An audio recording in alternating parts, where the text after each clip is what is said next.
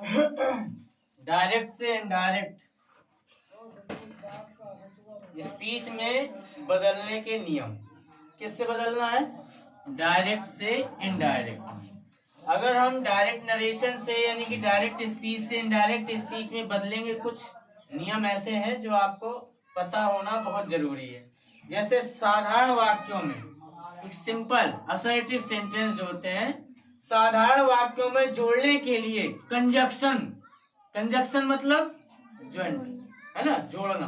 Conjunction के रूप में दैट का प्रयोग किया जाता है। यानी कि दो वाक्य अगर डायरेक्ट से, एक रिपोर्टिंग वर्ब और रिपोर्टेड स्पीच के बीच में हमें क्या लगाना होता है? दैट, कंजक्शन दैट का प्रयोग करते हैं। ये पहला नियम है और जो बहुत ज्यादा जरूरी है।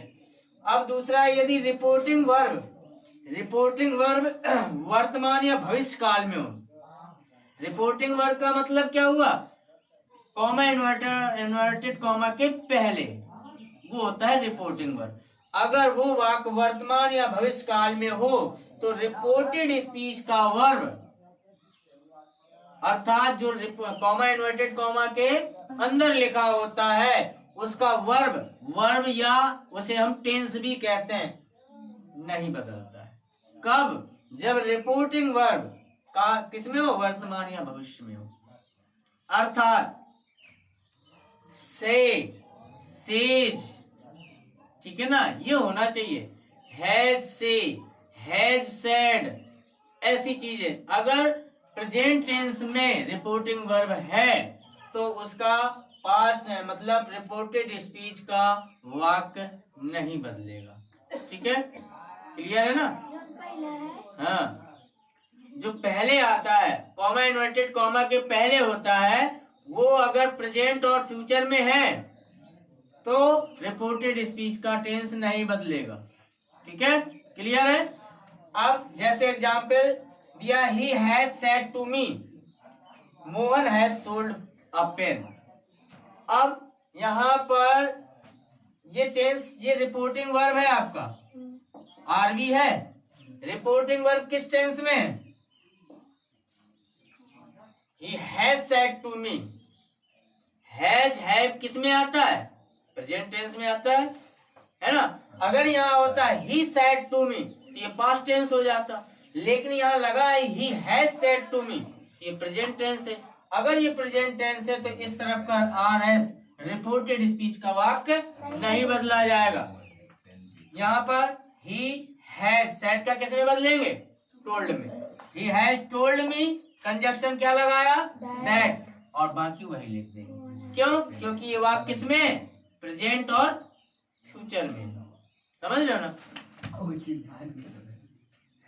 अब नोट, रिपोर्टिंग वर्ब यानी कि अर्थात जी, ठीक जी, रिपोर्टिंग वर्ब अगर से आता है, सेज आता है, सैड आता है तो इनको हम टेल, टेल्स, टोल्ड में उस समय बदलेंगे जिस समय इनके बाद कोई ऑब्जेक्ट दिया होगा, टू लगा होगा।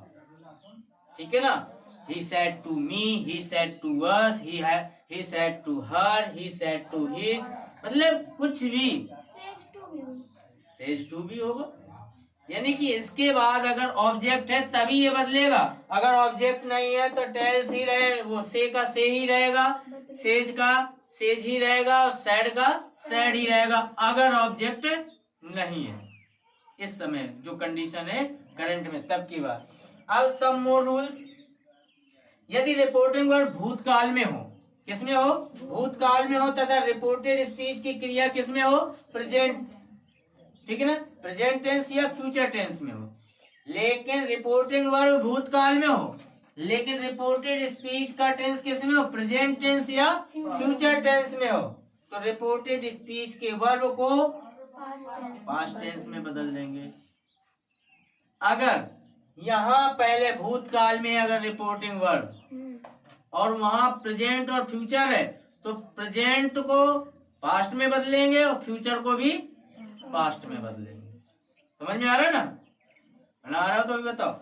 अब जैसे प्रेजेंट इंडेफिनिट टेंस को हम पास्ट इंडेफिनिट में, ठीक है ना, प्रेजेंट कंटिन्यूअस को पास्ट कंटिन्यूअस में, प्रेजेंट परफेक्ट कंटिन्यूअस को पास्ट परफेक्ट कंटिन्यूअस टेंस में क्या कर देते हैं, बदल देते हैं। इसी प्रकार फ्यूचर टेंस के जो फ्यूचर टेंस में शैल और विल आता है उनको हम शुड और वुड में चेंज कर देते हैं। बस बाकी नियम बाद में बताएंगे।